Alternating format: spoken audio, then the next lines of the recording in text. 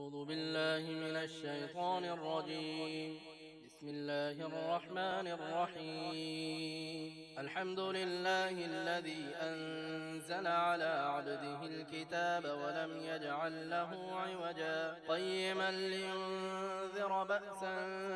شديدا من لدنه ويبشر المؤمنين الذين يعملون الصالحات أن لهم أجرا حسنا ماكثين فيه أبدا وينذر الذين قالوا اتخذ الله ولدا ما لهم به من علم ولا لآبائهم كبرت كلمة تخرج من أفواههم إن يقولون إلا كذبا فلعلك باخع نفسك على آثارهم إن لم يؤمنوا بهذا الحديث أسفا إنا جعلنا ما على الأرض زينة لها لنبلوهم أيهم أحسن عملا وإنا لجاعلون ما عليها صعيدا جرزا أم حسبت أن أصحاب الكهف والرقيم كانوا من آياتنا عجبا إذ أوى الفتية إلى الكهف فقالوا ربنا آتنا من لدنك رحمة وهيئ لنا من أمرنا رشدا فضربنا على آذانهم في الكهف سنين عددا ثم بعثناهم لنعلم أي الحزبين أحصى لما لبثوا أمدا نحن نقص عليك نبأهم بالحق إنهم فتية آمنوا بربهم وزدناهم هدى وربطنا على قلوبهم إذ قاموا فقالوا ربنا رب السماوات والأرض لن ندعو من دونه إلها لقد قلنا إذا شططا هؤلاء قوم اتخذوا من دونه آلهة لولا يأتون عليهم بسلطان بين فمن أظلم ممن افترى على الله كذبا وإذ اعتزلتموهم وما يعبدون إلا الله فأووا إلى الكهف ينشر لكم ربكم من رحمته ويهيئ لكم من أمركم مرفقا وترى الشمس إذا طلعت تزاور عن كهفهم ذات اليمين وإذا غربت تقرضهم ذات الشمال وهم في فجوة منه ذلك من آيات الله من يهد الله فهو المهتد ومن يضلل فلن تجد له وليا مرشدا وتحسبهم أيقاظا وهم رقود ونقلبهم ذات اليمين وذات الشمال وكلبهم باسط ذراعيه بالوصيد لو اطلعت عليهم لوليت منهم فرارا ولملئت منهم رعبا وكذلك بعثناهم ليتساءلوا بينهم قال قائل منهم كم لبثتم قالوا لبثنا يوما أو بعض يوم قالوا ربكم أعلم بما لبثتم فابعثوا أحدكم بورقكم هذه إلى المدينة فلينظر أيها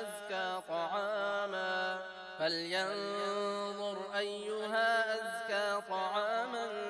فليأتكم برزق منه وليتلطف ولا يشعرن بكم أحدا إنهم إن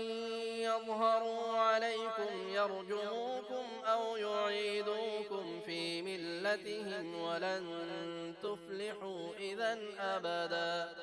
وكذلك أعثرنا عليهم ليعلموا أن وعد الله حق وأن الساعة لا ريب فيها إذ يتنازعون بينهم أمرهم فقالوا ابنوا عليهم بنيانا ربهم أعلم بهم قال الذين غلبوا على أمرهم لنتخذن عليهم مسجدا سيقولون ثلاثة رابعهم كلبهم ويقولون خمسة سادسهم كلبهم رجما بالغيب ويقولون سبعة وثامنهم كلبهم قل ربي أعلم بعدتهم ما يعلمهم إلا قليل فلا تمار فيهم إلا مراء ظاهرا ولا تستفت فيهم منهم أحدا ولا تقولن لشيء إني فاعل ذلك غدا إلا أن يشاء الله واذكر ربك إذا نسيت وقل عسى أن يهديني ربي لأقرب من هذا رشدا ولبثوا في كهفهم 300 سنين وازدادوا 9 قل الله أعلم بما لبثوا له غيب السماوات والأرض أبصر به وأسمع ما لهم من دونه من ولي ولا يشرك في حكمه أحدا واتل ما أوحي إليك من كتاب ربك لا مبدل لكلماته ولن تجد من دونه ملتحدا واصبر نفسك مع الذين يدعون ربهم بالغداة والعشي يريدون وجهه ولا تعد عيناك عنهم تريد زينة الحياة الدنيا ولا تطع من أغفلنا قلبه عن ذكرنا واتبع هواه وكان أمره فرطا وقل الحق من ربكم فمن شاء فليؤمن ومن شاء فليكفر إنا أعتدنا للظالمين نارا أحاط بهم سرادقها وإن يستغيثوا يغاثوا بماء كالمهل يشوي الوجوه بئس الشراب وساءت مرتفقا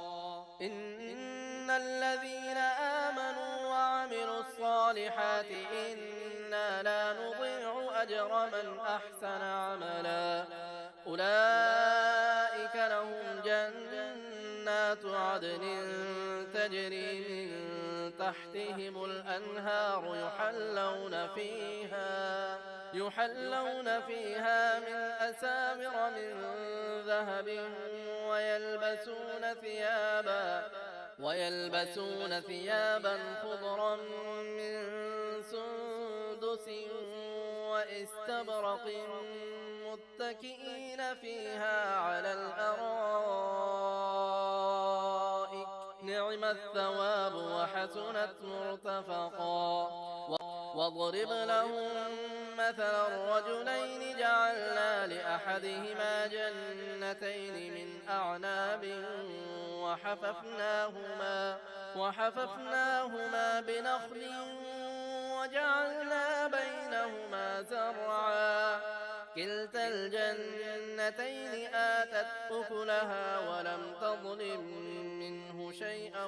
وفجرنا خلالهما نهرا وكان له ثمر فقال لصاحبه وهو يحاوره أنا أكثر منك مالا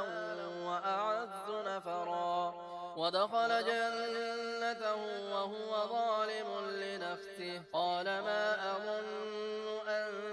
تبيد هذه أبدا وما أظن الساعة قائمة ولئن رددت إلى ربي لأجدن خيرا منها منقلبا قال له صاحبه وهو يحاوره أكفرت بالذي خلقك من تراب ثم من نطفة ثم سواك رجلا لكن هو الله ربي ولا أشرك بربي أحدا ولولا إذ دخلت جنتك قلت ما شاء الله لا قوة إلا بالله إن ترني أنا أقل منك مالا وولدا فعسى ربي أن يؤتيني خيرا من جنتك ويرسل عليها حسبانا من السماء فتصبح صعيدا زلقا أو يصبح ماؤها غورا فلن تستطيع له طلبا وأحيط بثمره فأصبح يقلب كفيه على ما أنفق فيها وهي خاوية على عروشها ويقول يا ليتني لم أشرك بربي أحدا ولم تكن له فئة ينصرونه من دون الله وما كان منتصرا هنالك الولاية لله الحق هو خير ثوابا وخير عقبا واضرب لهم مثل الحياة الدنيا كماء أنزلناه من السماء فاختلط به نبات الأرض فأصبح هشيما تذروه الرياح وكان الله على كل شيء مقتدرا المال والبنون زينة الحياة الدنيا والباقيات الصالحات خير عند ربك ثوابا وخير أملا ويوم نسير الجبال وترى الأرض بارزة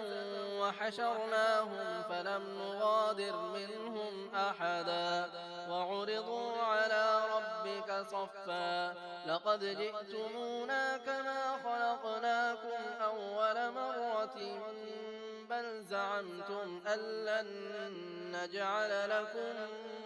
موعدا ووضع الكتاب فترى المجرمين مشفقين مما فيه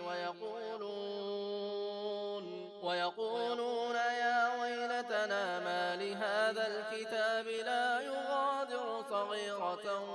ولا كبيرة إلا أحصاها ووجدوا ما عملوا حاضرا ولا يظلم ربك أحدا وإذ قلنا للملائكة اسجدوا لآدم فسجدوا إلا إبليس كان من الجن ففسق عن أمر ربه أفتتخذونه وذريته أولياء من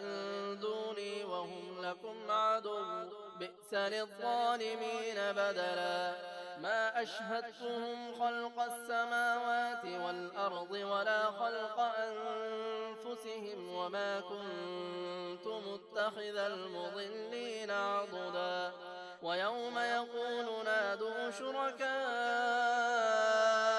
الذين زعمتم فدعوهم فلم يستجيبوا لهم وجعلنا بينهم موبقا ورأى المجرمون النار فظنوا أنهم مواقعوها ولم يجدوا عنها مصرفا ولقد صرفنا في هذا القرآن للناس من كل مثل وكان الإنسان أكثر شيء جدلا وما منع الناس أن يؤمنوا إذ جاءهم الهدى ويستغفروا ربهم إلا أن تأتيهم سنة الأولين أو يأتيهم العذاب قبلا وما نرسل المرسلين إلا مبشرين ومنذرين ويجادل الذين كفروا بالباطل ليدحضوا به الحق واتخذوا آياتي وما أنذروا هزوا ومن أظلم ممن ذكر بآيات ربه فأعرض عنها ونسي ما قدمت يداه إنا جعلنا على قلوبهم أكنة أن يفقهوه وفي آذانهم وقرا وإن تدعهم إلى الهدى فلن يهتدوا إذا أبدا وربك الغفور ذو الرحمة لو يؤاخذهم بما كسبوا لعجل لهم العذاب بل لهم موعد لن يجدوا من دونه موئلا وتلك القرى أهلكناهم لما ظلموا وجعلنا لمهلكهم موعدا إذ قال موسى لفتاه لا أبرح حتى أبلغ مجمع البحرين أو أمضي حقبا فلما بلغا مجمع بينهما نسيا حوتهما فاتخذ سبيله في البحر سربا فلما جاوزا قال لفتاه آتنا غداءنا لقد لقينا من سفرنا هذا نصبا قال أرأيت إذ أوينا إلى الصخرة فإني نسيت الحوت وما أنسانيه إلا الشيطان أن أذكره واتخذ سبيله في البحر عجبا قال ذلك ما كنا نبغي فارتدا على آثارهما قصصا فوجدا عبدا من عبادنا آتيناه رحمة من عندنا وعلمناه من لدنا علما قال له موسى هل أتبعك على أن تعلمني مما علمت رشدا قال إنك لن تستطيع معي صبرا وكيف تصبر على ما لم تحط به خبرا قال ستجدني إن شاء الله صابرا ولا أعصي لك أمرا قال فإن اتبعتني فلا تسألني عن شيء حتى أحدث لك منه ذكرا فانطلقا حتى إذا ركبا في السفينة خرقها قال أخرقتها لتغرق أهلها لقد جئت شيئا إمرا قال ألم أقل إنك لن تستطيع معي صبرا قال لا تؤاخذني بما نسيت ولا ترهقني من أمري عسرا فانطلقا حتى إذا لقيا غلاما فقتله قال أقتلت نفسا زكية بغير نفس لقد جئت شيئا نكرا قال ألم أقل لك إنك لن تستطيع معي صبرا قال إن سألتك عن شيء بعدها فلا تصاحبني قد بلغت من لدني عذرا عذرا فانطلقا حتى إذا أتيا أهل قرية استطعما أهلها فأبوا أن يضيفوهما فوجدا فيها جدارا يريد أن ينقض فأقامه قال لو شئت لاتخذت عليه أجرا قال هذا فراق بيني وبينك سأنبئك بتأويل ما لم تستطع عليه صبرا أما السفينة فكانت لمساكين يعملون في البحر فأردت أن أعيبها وكان وراءهم ملك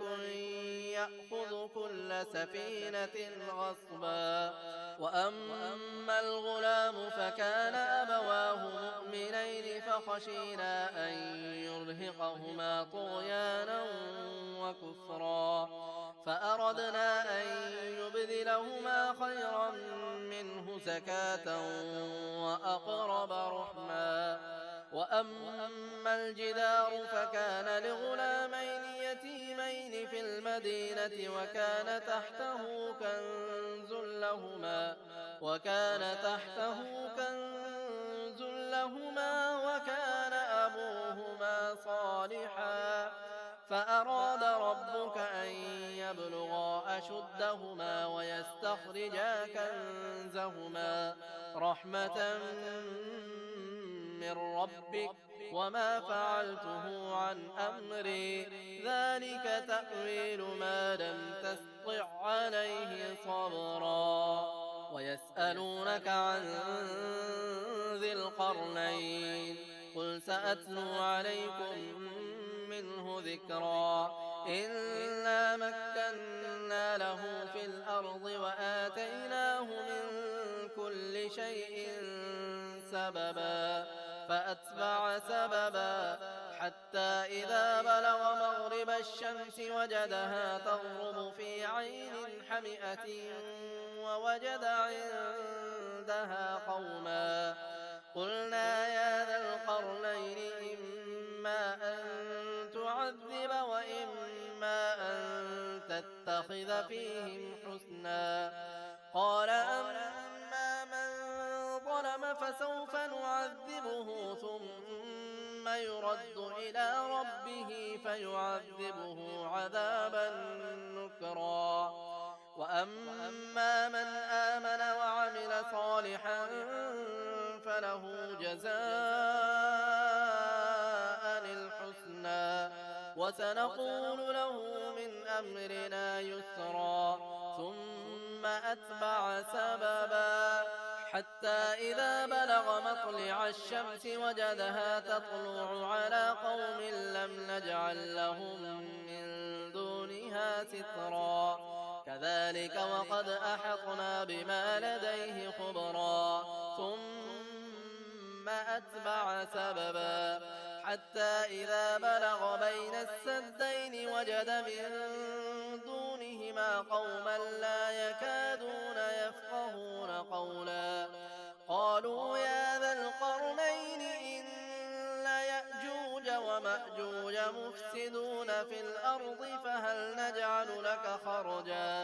فهل نجعل لك خرجا على أن تجعل بيننا وبينهم سدا قال ما مكني فيه ربي خير فأعينوني بقوة أجعل بينكم وبينهم ردما آتوني زبر الحديد حتى إذا ساوى بين الصدفين قال انفخوا حتى إذا جعله نارا قال آتوني أفرغ عليه قطرا فما استطاعوا أن يظهروه وما استطاعوا له نقبا قال هذا رحمة من ربي فإذا جاء وعد ربي جعله دكا وكان وعد ربي حقا وتركنا بعضهم يومئذ يموج في بعض ونفخ في الصور فجمعناهم جمعا وعرضنا جهنم يومئذ للكافرين عرضا الذين كانت أعينهم في غطاء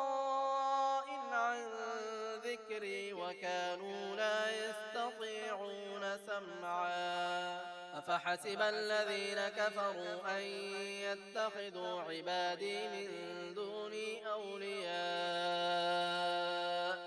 إنا أعتدنا جهنم للكافرين نزلا قل هل ننبئكم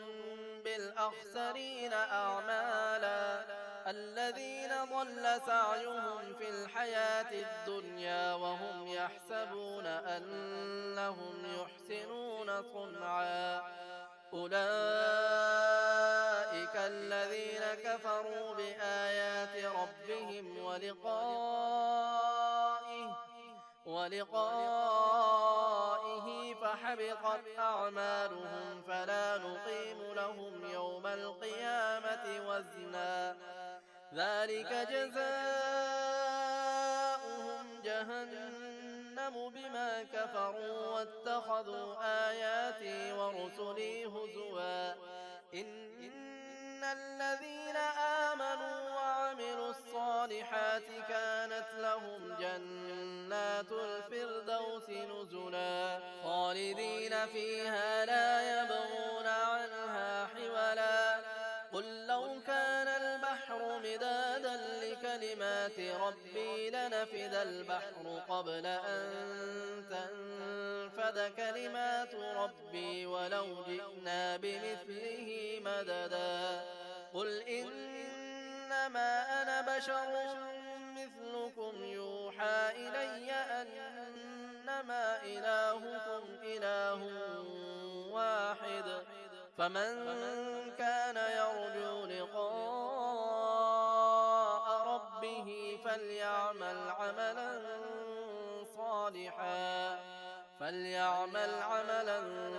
صالحا ولا يشرك بعبادة ربه أحدا.